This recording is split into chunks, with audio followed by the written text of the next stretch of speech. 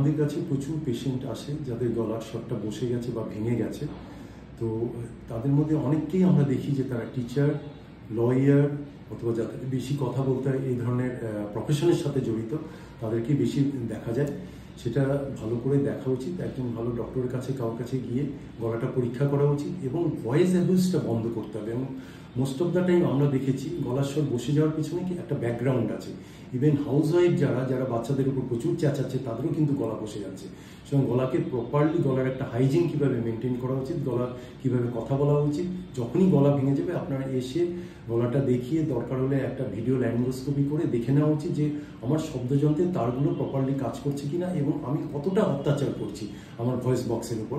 সেই হিসাবে আমরাও তাদের অ্যাডভাইস দিই যে আপনি ভয়েস অ্যাবিউজ করবেন না, ভয়েস অ্যাবিউজ করলে গলার স্বর বসে যাবে এবং ফিউচারে আপনার একটা পার্মানেন্ট ড্যামেজ হয়ে যাবে, যখন একটা সার্জারি করেও আমরা এটাকে ঠিক করতে পারবো না।